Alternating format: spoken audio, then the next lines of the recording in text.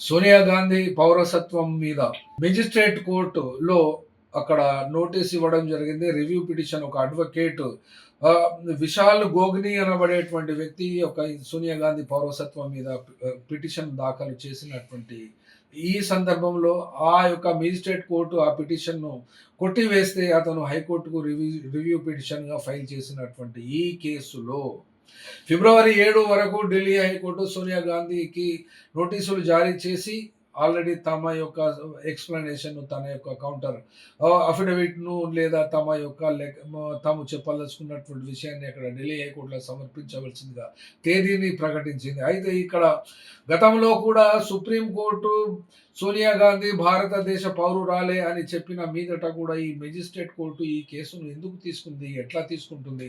అనబడేటువంటి అంశము కూడా ఇక్కడ సీరియస్‌గా తీసుకోవాల్సినటువంటి అంశమే.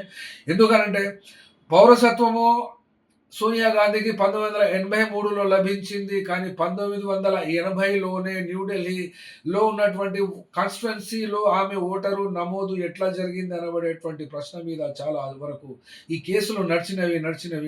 కానీ 1980లో పౌరసత్వము ఇవ్వడానికంటే ముందు ఓటర్ లిస్టు రావడానికి కూడా అక్కడ పూర్తి వివరాలతో సహా ఈ కేసు సుప్రీం కోర్టులో నడిచిన తర్వాత ఆ ఆరోపణలన్నీ కూడా అబద్ధమని తేలిన తర్వాత కూడా ఈ యొక్క కోర్టు అనగా మేజిస్ట్రేట్ కోర్టు ఈ కేసును ఎందుకు తీసుకున్నది, ఎట్లా తీసుకున్నది అనేబడేటువంటి అంశం కూడా ఇక్కడ ఆలోచించవలసిన అవసరమే ఉంది. ఎందుకంటే సుప్రీం కోర్టు తీర్పు ఇచ్చిన తర్వాత ఒకే కేసులో ఒకే ఇష్యూ మీద రెండవసారి కేసు ఫైల్ చేయడానికి ఆ యొక్క మేజిస్ట్రేట్ కోర్టుకు ఏం అధికారం ఉంటుంది? ఏ రకమైనటువంటి అధికారాన్ని ఆ మేజిస్ట్రేట్ కలిగి ఉన్నాడు.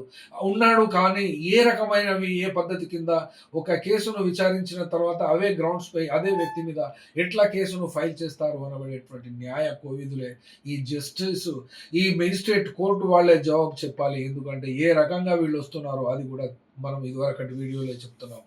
ఏ పద్ధతిలో వీళ్ళొస్తున్నారు, ఎలాంటి వాళ్ళు వస్తున్నారు అని కూడా చెప్పుకున్నాం. ఊకే చెప్పుకుంటే మా పరువే పోతుంది గానీ ఎవ్వడు కూడా తగ్గడానికి కనబడతలేడు. ఆ యొక్క జ్యుడిషియస్ వాల్యూస్ కానీ, ఆ మొరల్స్ కానీ ఏవి ఎవరి దగ్గర కనబడడం లేదు.